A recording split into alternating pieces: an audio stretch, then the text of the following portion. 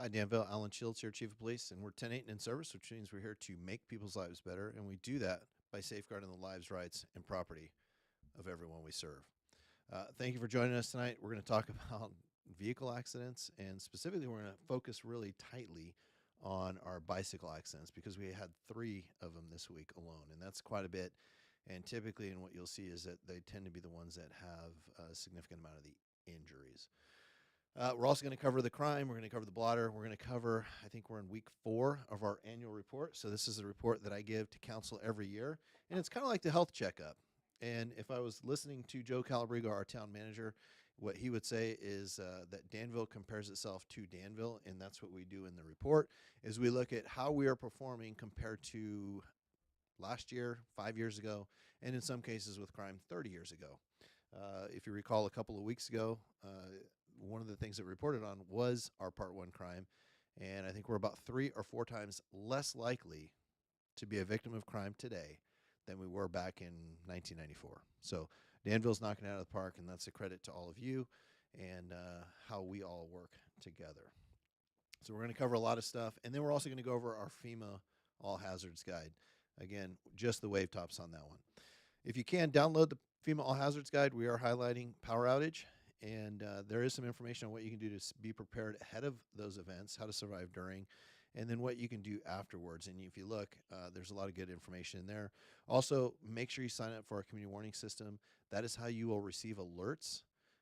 When we have significant events, we will put it out on our CWS system. If you recall, last week we had a missing person. And when we asked for your help, we were putting it out on Nixle. We also put it out on CWS, and some of you got that information on CWS. Download the Wildfire Preparedness and Evacuation Guide. In there, you'll get information on how to prepare your family for a wildfire. And it's also about preparing your animals and knowing your neighbors and such. PG&E has a good website. Please go there, especially as we're coming into our spring season and our summer with the potential for PSPS power shutoffs. This is where you can get information on how to be prepared, but also how you can get alerts so that when there is an issue with power, how are you going to stay up? I did want to touch on this. We did have that missing person last week. Kudos to, and I wish I could say their name, but it's an anonymous citizen. What happened was this person left. We needed to find him, elderly person, and we solicited all your help on behalf of the family. So we put the information out there. We got several tips, and one of them led to us finding this person. And so it kind of shows you the power of the reach that we have with social media.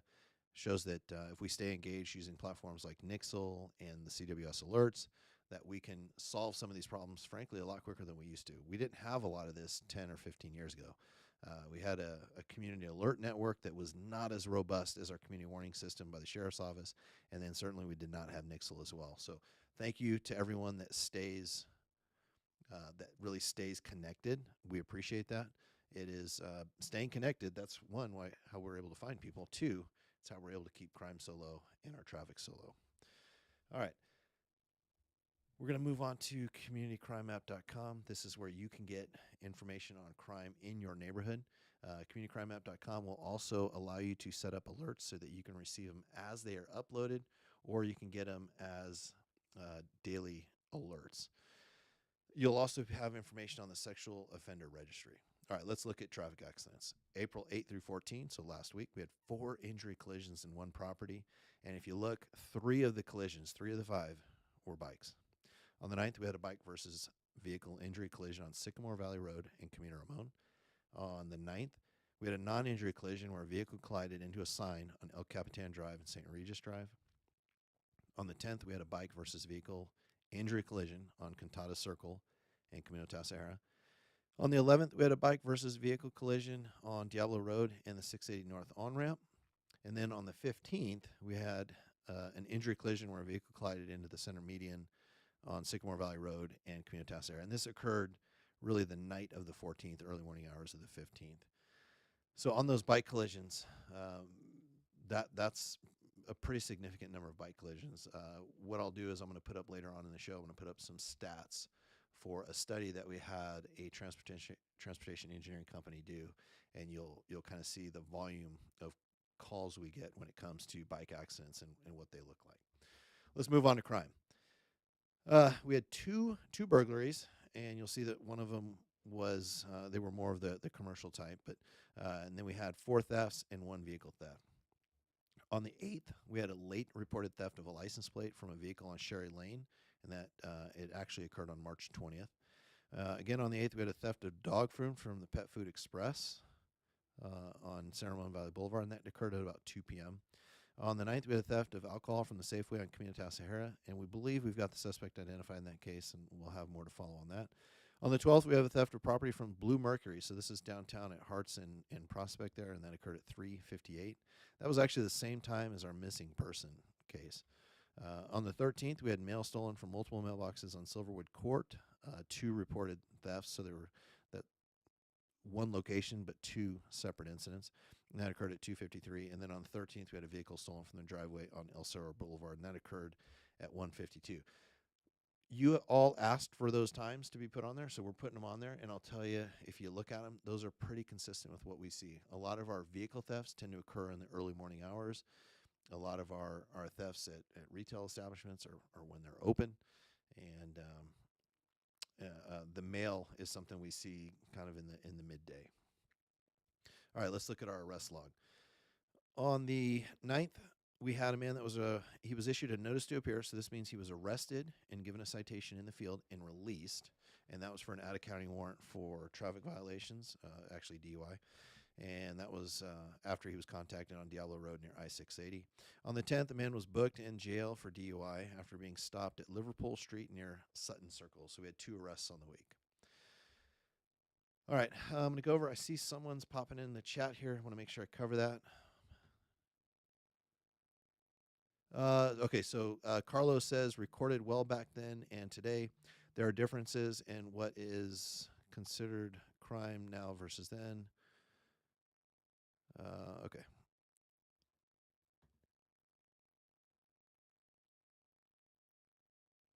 Okay. So let me actually address that. And Carlo, I appreciate the additional comments there, but let me address that because that question does come up from time to time that the definitions of crimes have changed.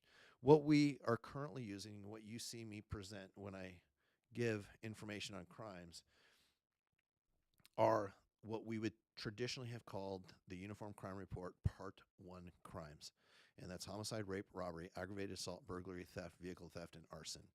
Those crimes have not changed. So at some point in the history, you'll have seen that maybe the value for a theft, maybe it was 400 a while back, and then it goes up to 950. So the value between a misdemeanor theft and a felony theft, that may have changed. The what constitutes a burglary may have changed, right?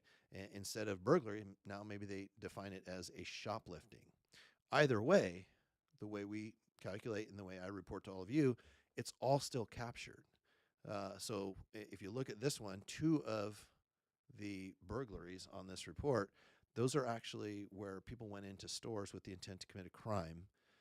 They committed that theft, and so they were classified as burglaries. So the total number hasn't changed. So when we report out and we say, there were 5.9 crimes per 10,000, it is consistent year over year. And that's why we continue, even though in our reporting to the FBI, we switched to a system that's called NIBRS, which is National Incident-Based Reporting System. We have switched, so the county, the sheriff, who, the big agency, they're the ones that report all of our data to the FBI. So it used to be under the Uniform Crime Report summary reporting. We've switched to incident-based reporting. But if you look at the 2, and maybe I'll break this out in a later episode, but if you look at the 2, you still have homicide, rape, robbery, aggravated assault, burglary, theft, vehicle theft, and arson. They're still listed and they're still defined the same. For consistency, what we've done and what makes it so that we can go year over year is we use the same titles with the same definitions, and that's what I report to all of you so that we can get a realistic look at what crime looks like here in town. So, Carlo, I appreciate you bringing that up. That's an important point to make sure that there's no fudging of the numbers. One of the other things, if you look at the annual reports that I've produced, I don't do kind of statistical maneuvering. I usually always give a 5-year look back, and I give either a 20 or a 30 if you're looking at either traffic or crime. I do that. I don't look back and say, okay, we're going to do a 3-year look back this year because it's more favorable, or we're going to do a 10-year look back because that's more favorable. You're going to get a consistent look every single time. That way, year over year, we can see how we're doing as a community to keep the town safe. So, Carlo, I appreciate that. All right, let me go back. We're going to talk about bicycle accidents. We had a few, and I think it's important to kind of highlight. The big thing I want to stress is whether the bicyclist is at fault for the accident or the vehicle is at fault for the accident, it's usually the cyclist that gets hurt. And what we ask all drivers, all cyclists, and all pedestrians to do is drive, walk, and ride defensively. And I'll give you my personal example. When I walk, so I usually walk to and from work. So when I'm walking down the street at a lighted intersection at night, it's getting a little lighter out. But when it's dark at night, if it's just the green circle and I still have the walk arrow, a lot of times, especially if I'm wearing kind of dark clothing, it's really hard to see me. So I have to pay attention and look. I can't be focusing down on my phone. I have to be focusing on the road and the cars and those things that may hit me. And there have been a few times where people have, it's not a malicious thing. They're not upset that there's a pedestrian in the way. They just simply didn't see me. And if I'm not paying attention, I risk getting hit. Now, that driver would be at fault. I would be the one that got hurt. So let's take a look at some of our bicycle accidents. A quick shot of our San Ramon Valley Fire guys there in the picture with some of our cops. The greatest fire department ever. They do very, very well for us, but we would prefer not to see them out at our collisions. Now, the analysis on here is part of a report that was presented to the Bicycle Advisory Committee. And what I'll do is I'll try to find the link online. I have an internal copy, but I'll try to find the link online for you. But there's going to be mapping data that all of this is sourced from, and there will be a link in the description. It's in there right now. You can pull up that map, and you can see all that. And what they did was they looked at a study, and they did all accidents from 2017 to 2021. And so you can see these are the total collisions. So let's take a look. If you look at the bicycle collisions and where they occur, and we'll kind of zoom in a little bit here so you can see, most of them you can see are within that downtown corridor. You can see some are kind of out in the Communitas area, but for the most part, the bulk of our collisions are in that downtown corridor there. And then if we look at the statistics, now this is motor vehicles involved with, and then the two graphs you see, they're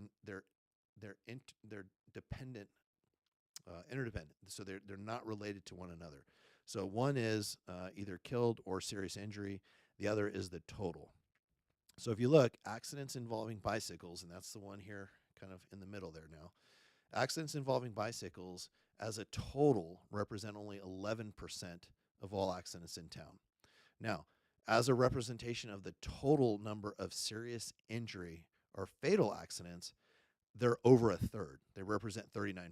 So to us, that means that those bike accidents are a big deal. That's something that we need to look at and address. Now, if we look at the motor vehicle involved with, and we look at the location, so where are these collisions occurring?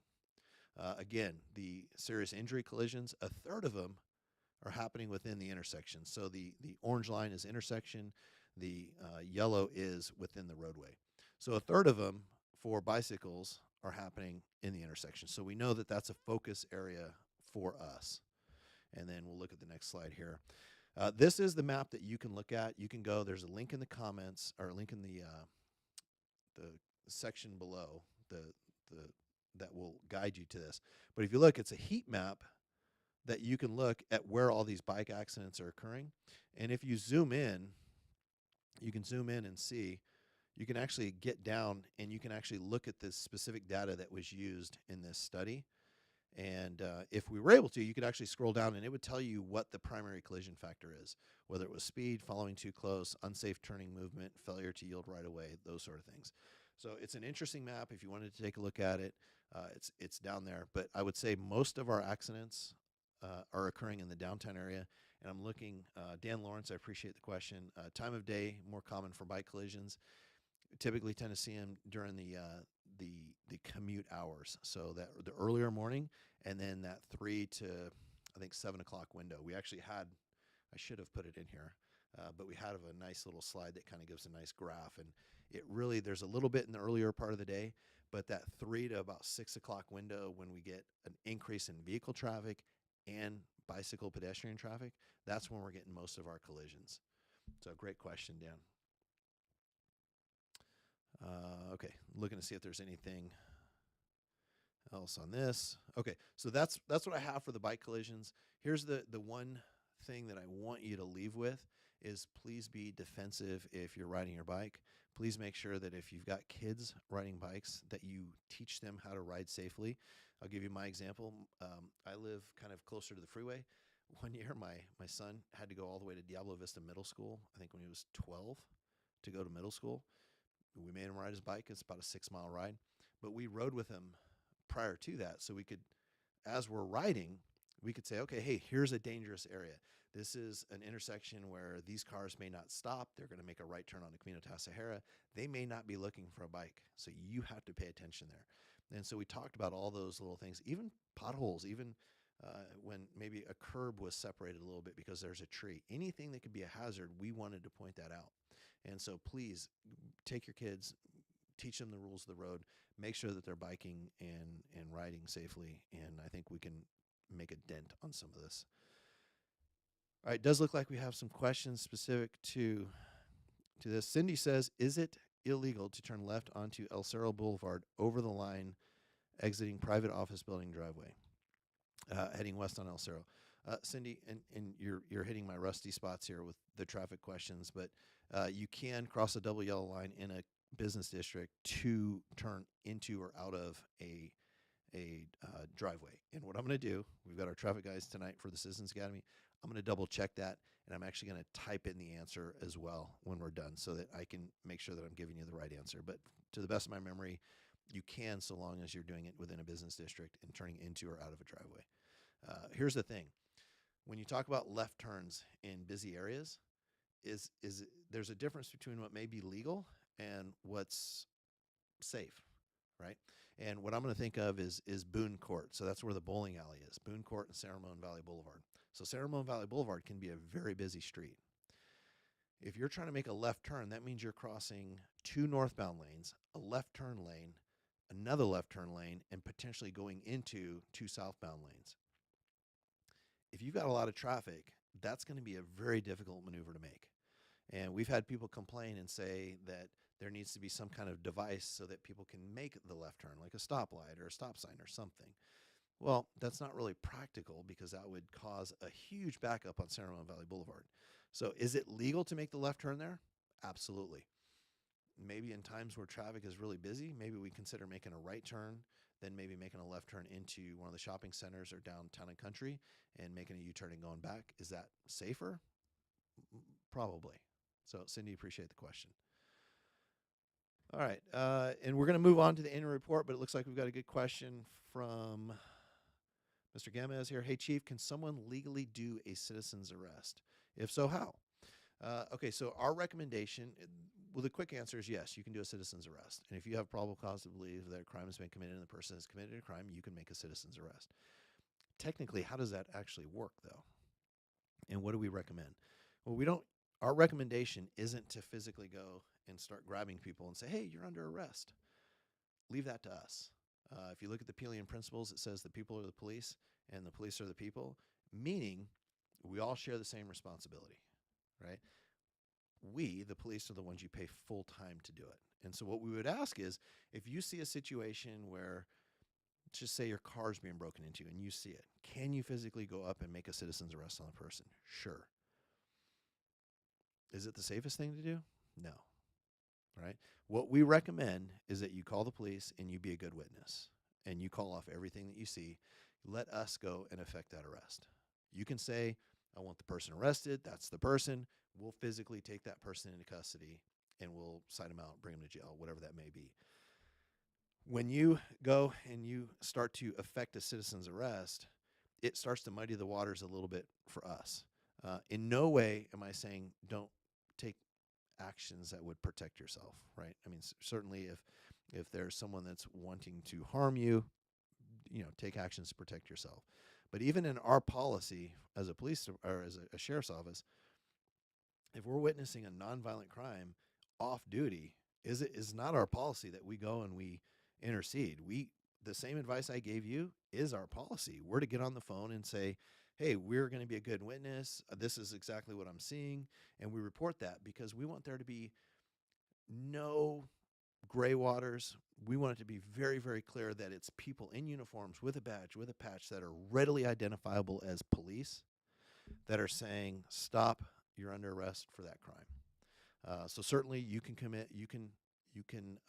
perform a citizen's arrest. That is something that is legal to do. The requirements are almost exactly the same as law enforcement as far as when you can make a citizen's arrest. There's a little deviation there. But if you believe a crime has been committed and you've seen it, you can make that citizen's arrest. And how we ask you to do it is you call us and we will go out and we will help you through that program. Great question, Mr. Gamez. All right, I don't see any other questions, so let's move on to the annual report. Again, this is our annual report. This comes out every March, gets presented to the town council first. Everything goes to town council first. And there's a lot of good information in there. It's a consistent report year over year, so you can always check and see how we're doing. Go ahead, and there's a link in the description below, and it leads to our chief's page where I think there's about 7 years worth of annual reports.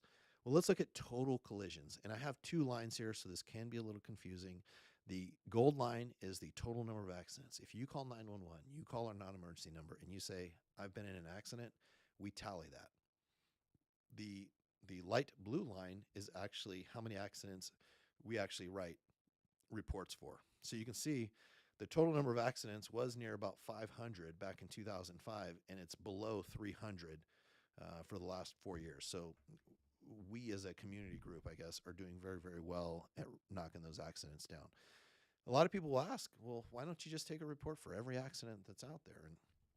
And we don't, because it's not practical and it's frankly not necessary. And so we follow a specific policy.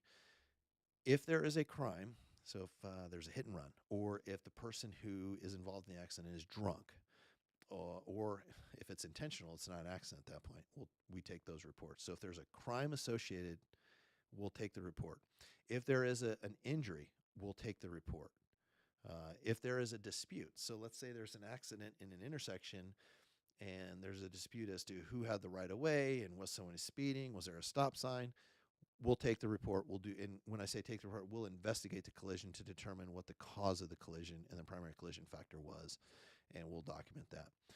But not in all cases. If there's a non-injury collision and there's no crime and there's no dispute as to what happened, it's not necessary for a police officer to come out and take that report. So let's do a 5-year look back and see what collisions look like.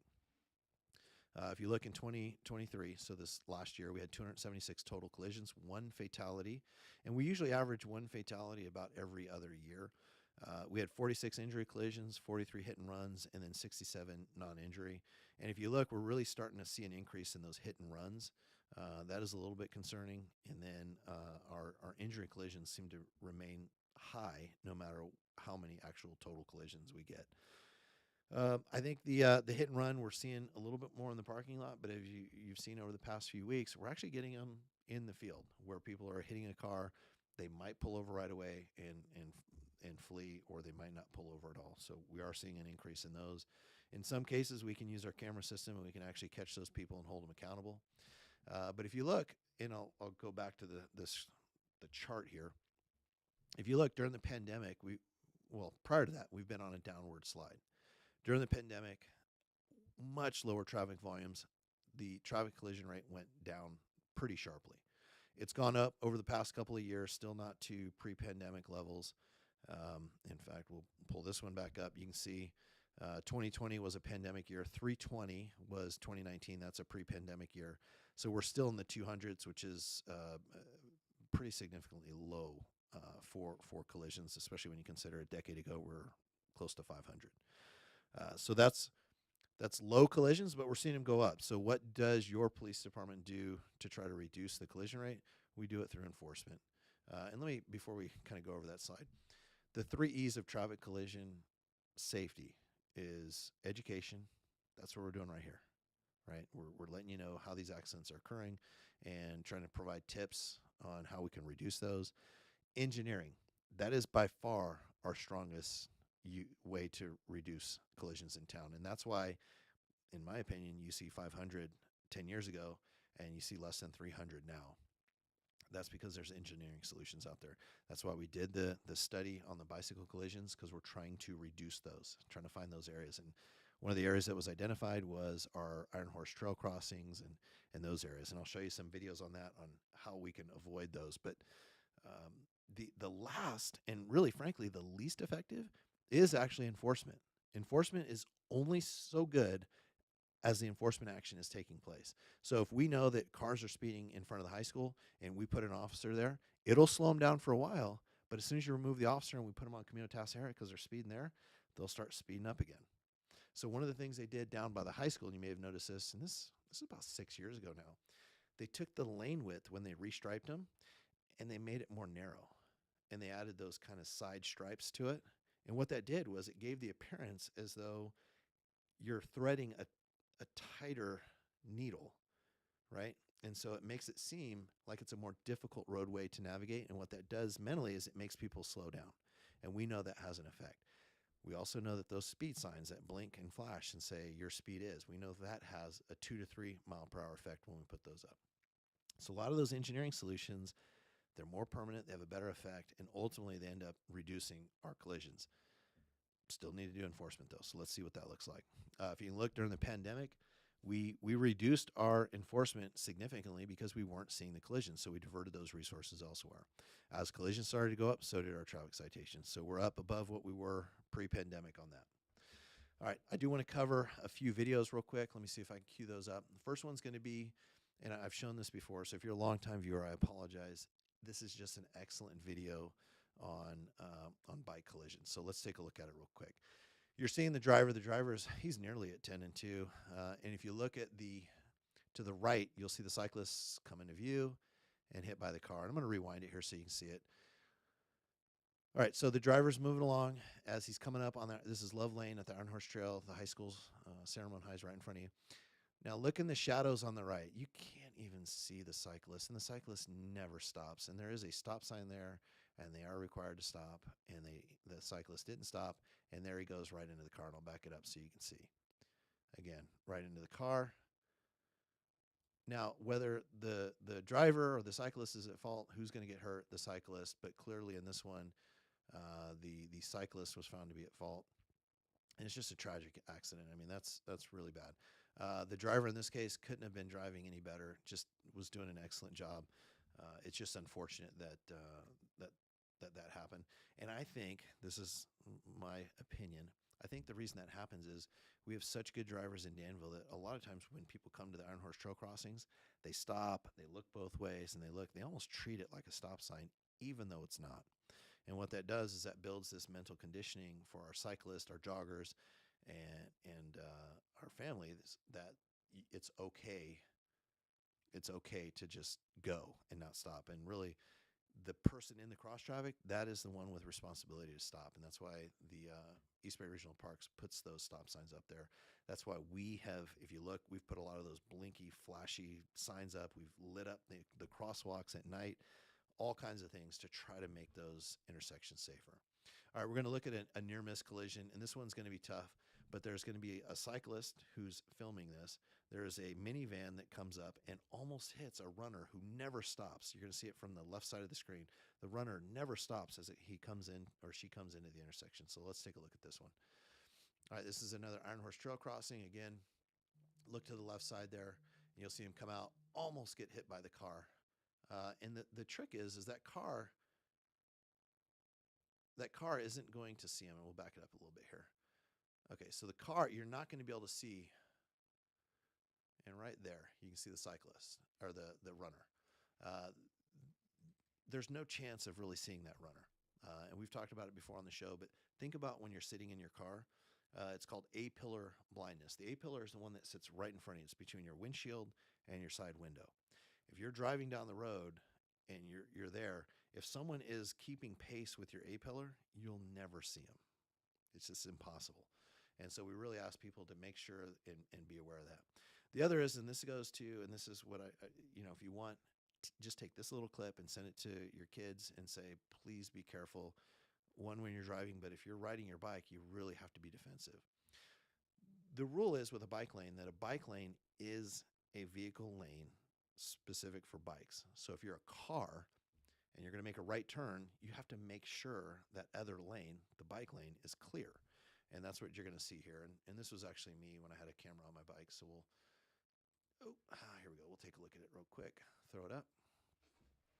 All right, so you can see I'm in the bike lane here, and this is coming up on Lagonda Way, right in front of San Ramon High School, and right there, car comes right in front of me. So if I didn't slam on the brakes, that car for sure would have hit me, and we'll see it one more time real quick.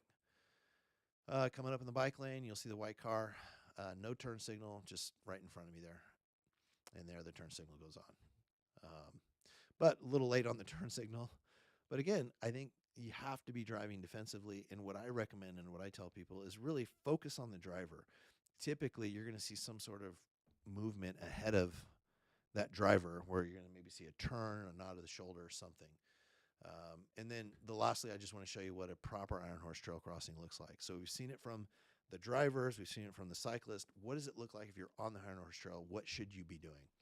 What is our recommendation? So if you're on the Iron Horse Trail and you're coming up, we recommend, and what the law says is that you should stop, make sure that it is clear. And if there are no cars coming, then you can go.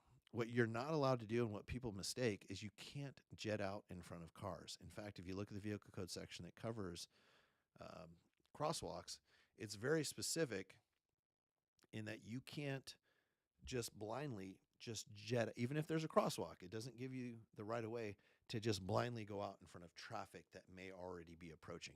What you're supposed to do is stop, make sure there's no cars, then enter the crosswalk. Now, once you're in the crosswalk, you now have the right of way, and now cars and other vehicles must yield to you.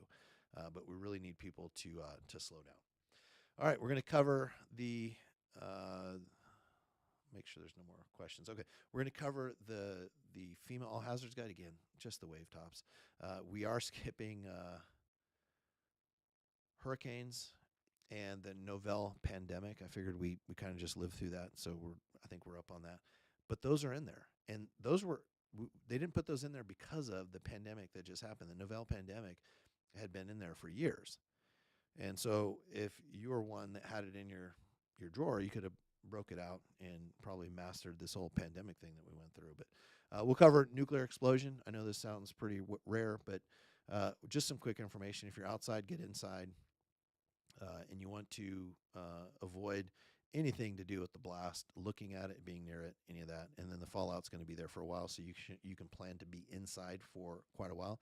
So you're going to need to be prepared. If you look, where do you want to be inside buildings and homes? You want to be as low as you can go or as central as you can go. Being outside or in a car is not a safe place to be. So make sure that you follow that. And again, the whole idea is I want you to download this book. There is a link in the description. Just download the book. Go through it with your family real quick. A lot of the what you can do before, it's all the same. Have water, have food, have a hand crank radio, something where you can get information, because in an event like this or the wildfire, you may not have any cell phone, anything. And the only way we're going to push information out is via the radio system, the AM radio. So make sure you have one of those hand crank radios. All right, I'm looking for anything else in the chat. I don't see anything else, and I have to actually go upstairs because we're in our third or fourth week of our Citizens Academy. If you haven't been through it, I suggest you go through it. We do one in the spring, one in the fall. We're doing our spring one right now, and we should have another one starting in September. But you can just send me or Lindsay Ortiz an email. We'd be happy to put you on the list. All right, as always, make sure you sign up for the community warning system. This is how you get alerted along with our Nixle system to incidents that are occurring. Also, download the wildfire preparedness guide. Go visit the PG&E website. Lots of good information there, and you can get active alerts on incidents that are occurring. And then download the FEMA All Hazards Guide. And everyone, I appreciate you staying with us here. Please give us a like if this is something that is interesting for you. Make sure you subscribe to our page on YouTube, and if you click that little bell, you'll get a notification when we go live. I know we've been a little sporadic, and to be truthful, I've been in and out of the office for stuff, so I know that's been a little bit of a downer. But we're going to be more consistent. You'll see us every Wednesday moving forward. And if you liked any of the content, share it with a friend, especially that traffic stat and information page. Share it with a friend. That helps us out quite a bit. Appreciate everyone for joining. And we are 1010. And I'll make sure to get Cindy. I'll get that exact answer in there. But we are 1010, but we're always 10-8 in service to all of you. Have a good night.